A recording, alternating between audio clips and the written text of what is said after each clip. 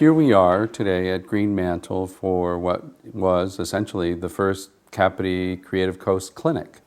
Do I leverage?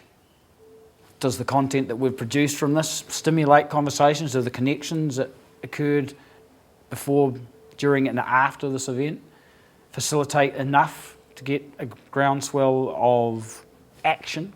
People talk a lot about governance and KCDC not doing a lot for the entrepreneurial world here in this Kapiti Coast area.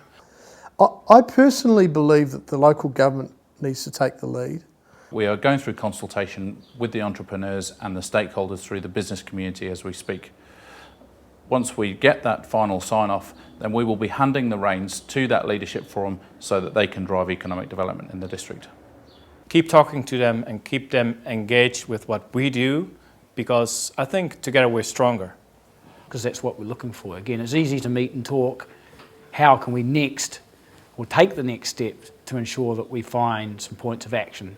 And I think it brought together a lot of people from not just Kapiti Coast, but from Hawke's Bay, from Wairoa, from Wellington, who are in the creative sector in different ways to talk about what they're doing, share their ideas, and I think catalyze, conversation, catalyze, the opportunity to collaborate.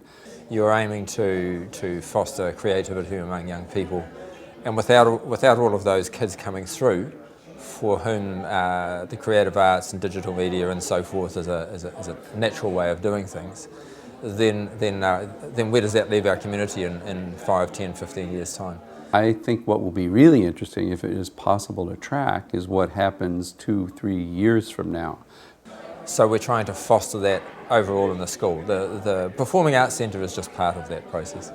And we had an experience at Māori Land where a mother of teenage sons came up to us afterwards and said, this is about 2 or 3 weeks after, and she said, and some of the best feedback I've had is, she said, thank you for allowing conversation around our dinner table. And I said, what do you mean? She said, I've got a 15-year-old and a 16-year-old boys, and they grunt. I asked them what they did that week or that day, and they grunt at me. And she said, but after Māori Land, we went to 4 or 5 films, and we would sit there around dinner and talk about the differences and the similarities between people that were living in other countries, other worlds. And she said, thank you, my sons talk. A number of the people involved, including Hal, Brendan King, Tony St George, a number of the other guests here, have all been involved in a film that we were involved producing called Eternity, which is made between New Zealand and Hong Kong. And that was a proof of concept, if you like, that you can make feature films with Greater China. The other opportunity we have here, so what's the collective aspiration for Kapiti with respect to the digital creative community? Well, first off, Kapiti's got to stand for something. You'll never get anywhere being all things to all people. So decide what it is that you stand for.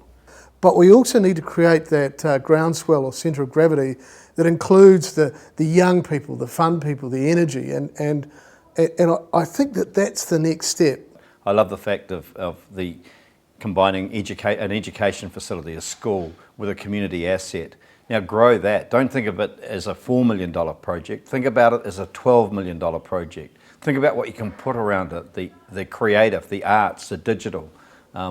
Pull that into a real community asset that says this is what we stand for. Kapiti stands for creativity and digital innovation.